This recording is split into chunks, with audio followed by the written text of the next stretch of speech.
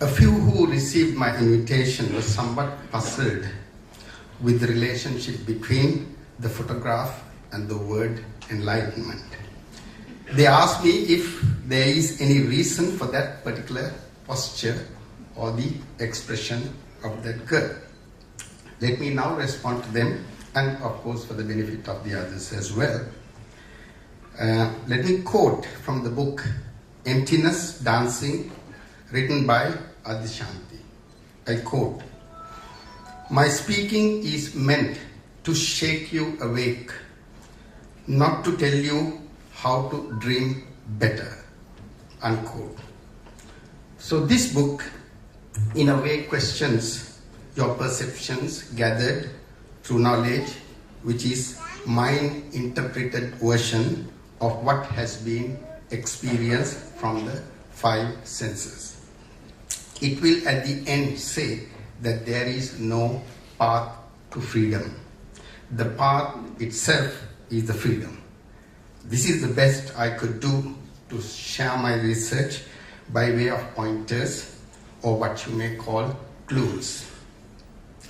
That is to create interest among the freedom seekers, especially the tourists who are looking for some kind of inner peace or tranquility. I'm speaking about an experience without an experiencer. The experiencer is a mere thought, a conditioned thought with an imaginary time factor, continuously replenished by an attentive thought, reinforced by emotions. This is called a mind-driven life. This may sound a bit confusing to you, but not for those who are willing to give up the next thought, the next moment, the next desire, at least for a while, to see what happens. You may ask me, now for me to write a book like this and write a book on enlightenment, whether I am enlightened. Well, I could tell you that I'm enlightened enough to calculate the cost of my book and offer you at a price so that I can at least recover the money that I spent. In a way, I'm not joking, because this was expensive business, because with the quality that is demanded by international readership, there was a huge cost that was involved.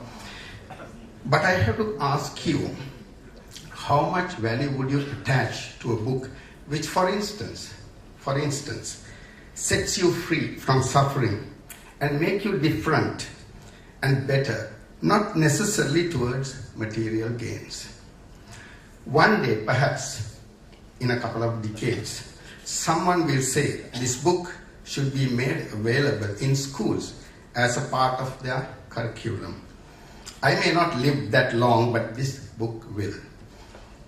That said, I still do not want to dodge the question as to whether I am enlightened or not. I have two answers actually.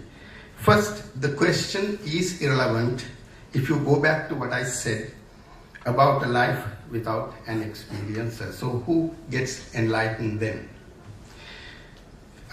Second, my former boss, very illustrious public servant and ambassador, Lionel Fernando, in his review stated this, and he doesn't know that I'm going to quote this because anyway he has published his review. Vipula doesn't want to portray himself as a preacher or a guru. His humble and gentle approach makes the reader relaxed and gives him or her the confidence to deal with a philosophical subject. He just comes and sits beside the reader and becomes one of them, and then slowly starts a discussion. Unquote. I believe that answers the question whether I'm enlightened or not. In our life, one way or another, I'm sure you may have heard this before many times, we go through our share of suffering. It is not something that one could escape from. Those who have material comforts go through more psychological pains, perhaps silently. Some even suffer by inflicting suffering on others, and they don't know that. The suffering encompasses anxiety, stress, anger, fear, fury, worries, all that. And they are very much seen in day-to-day behavior of our people. But what is crucial is that suffering is one aspect in life that ignites the self-inquiry to go on a search. This book will show you the fallacy of our conditioning, which makes us think and act in a particular way.